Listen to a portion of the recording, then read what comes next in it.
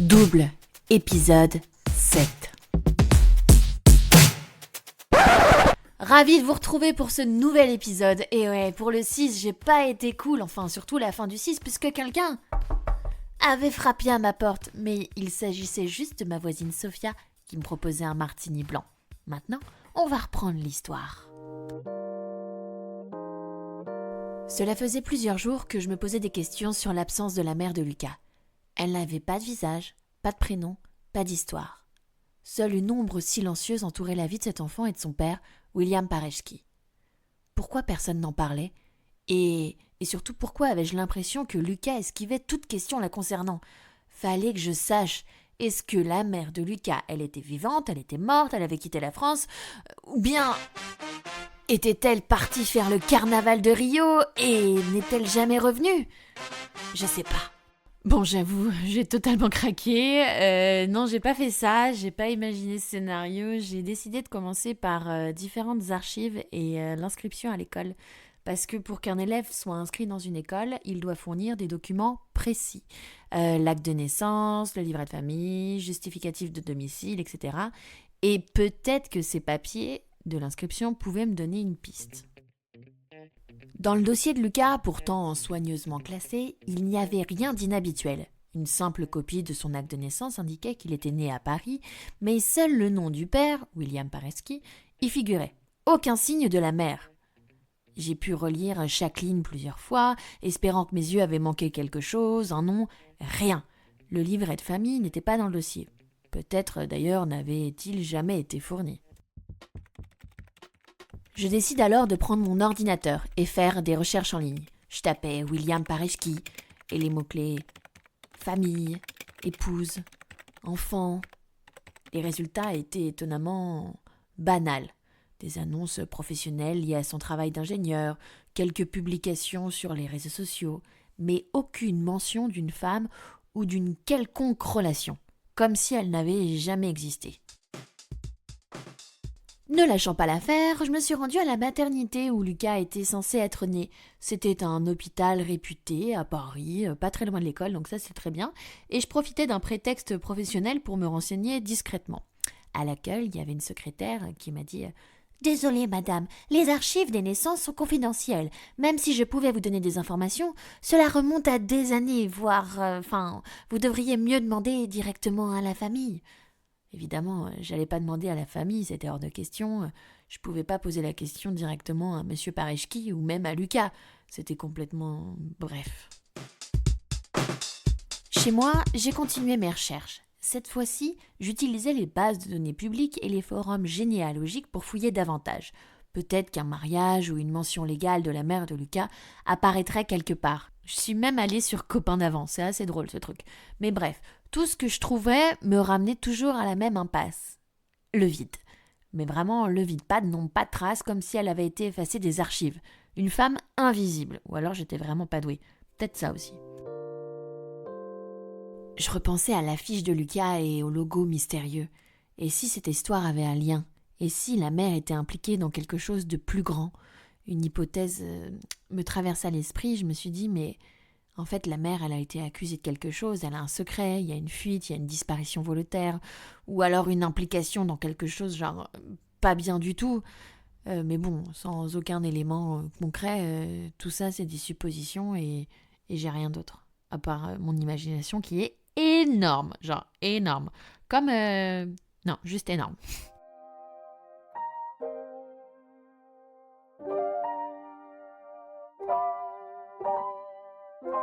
Le midi, j'avais prévu de manger avec ma mère et une de ses amies. Claire, c'est une ancienne collègue de ma mère, chercheuse au CNRS, et je l'apprécie beaucoup. Elle avait toujours cette curiosité insatiable et ce regard perçant toujours à l'affût du détail ou d'une nuance. On était dans un petit café, un endroit assez cosy où les murs étaient recouverts d'étagères de livres et de plantes suspendues. J'avoue, j'aime bien. « Alors Marine, raconte-moi ce voyage !» me lança Claire avec un sourire, ses yeux pétillants d'enthousiasme. Je sors donc mon téléphone portable, j'ouvre ma galerie et là je lui montre des photos de paysages, des scènes de rue animées, des portraits d'inconnus. C'était trop chouette parce qu'elle réagissait à chaque image, partageant parfois même des anecdotes des anecdotes. J'arrive pas à dire ce mot, c'est un truc de ouf depuis que je suis née. Enfin, pas depuis que j'ai 0 ans, mais bref. Anecdote, bref, de ses propres voyages. Je continue de montrer mes photos et arrive la fin et en fait la dernière photo c'était l'affiche de Lucas, son affiche de délégué. Et là Claire, elle s'arrête. Son regard se fixe immédiatement sur l'image. Elle me fait « Attends une seconde !» Mais ce logo. Elle prend mon portable, le retourne. Bon, évidemment, j'avais pas verrouillé la rotation de l'écran, donc il tourne avec, mais c'est pas grave. Mais c'était comme si l'angle pouvait lui révéler un détail caché. Ça me dit quelque chose, je n'arrive pas à me souvenir d'où je l'ai vu. C'est étrange. Alors moi, tout intriguée, mon cœur il battait un peu plus vite aussi. Et... Vraiment ? Tâchant de cacher mon excitation, évidemment. Tu crois que ça a un lien avec ton métier, avec ton voyage, avec quelque chose dans ce genre ? Elle hoche la tête lentement, comme si elle réfléchissait à voix haute. Oui, ça pourrait être lié à une vieille recherche ou peut-être à un laboratoire. Ce logo, il me semble l'avoir vu dans un vieux livre ou un document d'archives. Mais ça date, Marine. Hein. En tout cas, c'est pas quelque chose de récent, dans mes souvenirs. Ah ouais, tu pourrais te rappeler de quoi il s'agit Claire secoua doucement la tête, un sourire d'excuse aux lèvres. Bah là, Marine, je suis désolée, ça ne me revient pas, mais ce qui est sûr, c'est que ce n'est pas anodin ce genre de symbole et rarement utilisé sans raison. Mais tu le sors d'où ce truc ? Enfin, ce dessin, tu l'as où ? T'as fait une expo ? T'as fait... Oui, c'est ça. Enfin, non, je me suis promenée dans la rue et je trouvais ça joli. Ça m'a fait penser à Basquiat ou je sais pas trop quoi. Du coup, je l'ai pris en photo. Ah, ok. Mais bah, je vais réfléchir. Je te rappelle, enfin, je t'appelle si je trouve un truc. Mais oh là là, ça fait tellement longtemps. Où est-ce que j'ai vu ce logo ?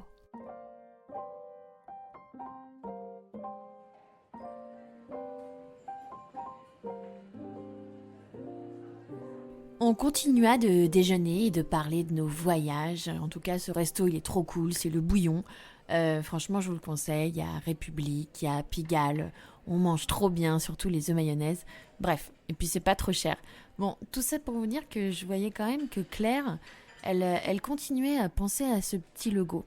Et elle me dit, si tu veux, je peux jeter un œil dans mes vieux dossiers quand j'aurai le temps. Alors, j'ai décliné, même si je voulais l'inverse, parce que...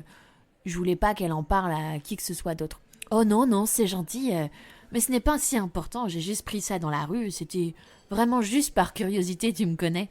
Elle haussa les épaules, puis la conversation reprit de plus belle. En quittant le café, en tout cas le Bouillon Pigalle, je repensais à son regard, à la façon dont elle avait froncé les sourcils en fixant ce logo. Elle en savait peut-être un peu plus qu'elle ne réalisait, mais pour l'instant, ça ne m'a pas avancé. Alors, j'ai juste comme information, et c'est pas certain, puisque c'est dans ses mémoires, mais en même temps, voilà, une histoire de vieux livres ou documents d'archives. Ça m'avance pas. Claire avait remarqué le logo, mais elle n'avait pas pu m'en dire plus. Pourquoi ce symbole m'obsédait-il tant ? Et pourquoi avais-je l'impression qu'il contenait les réponses que je cherchais sur Lucas, sa mère et cette histoire qui m'échappait encore ? La journée s'annonçait banale, mais mon esprit restait préoccupé par ce logo. Le carré dessiné sur le t-shirt de Lucas et l'affiche photographiée m'obsédaient. En préparant ma séance de géométrie, une idée avait germé dans mon esprit. Introduire discrètement ce symbole dans une activité. Bon, j'avoue, là, je voulais un peu provoquer Lucas. Alors les enfants, aujourd'hui, on va travailler sur un programme de construction en géométrie. L'objectif est de tracer une figure géométrique à partir d'instructions précises. On n'oublie pas, quand on fait de la géométrie, on prend sa règle ou son équerre et un crayon à papier bien taillé. Exactement, c'est ça, un crayon à papier bien taillé. Alors, je vais écrire lentement les étapes du programme au tableau. Petit 1. Tracer un carré de 6 cm de côté. petit 2. À l'intérieur, tracez une diagonale, petit 3. Placez un point au centre du carré, petit 4. Reliez ce point à chaque sommet du carré. Les élèves se mirent au travail, le regard concentré sur leurs feuilles. Lucas, assis au 3e rang, sortit son matériel sans un mot. Je l'observais du coin de l'œil. Il suivit les étapes méthodiquement. Son trait était précis, mais sa posture semblait tendue, comme s'il pressentait quelque chose. Lorsque sa figure fut terminée, il s'arrêta. Il la regarda fixement sans bouger. « Lucas ? Tout va bien ?» Il hocha la tête sans lever les yeux. Puis, d'un geste rapide et presque brutal, il prit sa gomme et effaça tout. « Tu veux que je t'aide à recommencer ?» proposai-je en tentant de masquer ma curiosité derrière un ton bienveillant. « Non, merci », répondit-il d'une voix basse, presque murmurée. Il posa son crayon, croisa les bras et détourna le regard.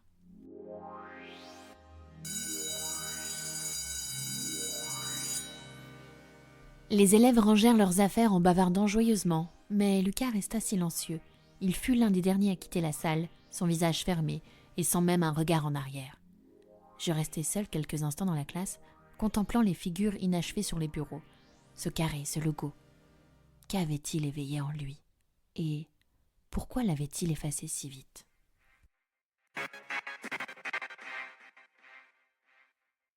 Lucas avait réagi, mais pas comme je m'y attendais.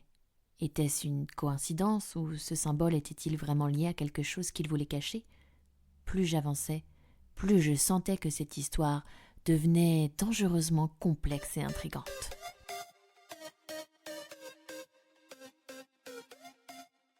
La suite, au prochain épisode.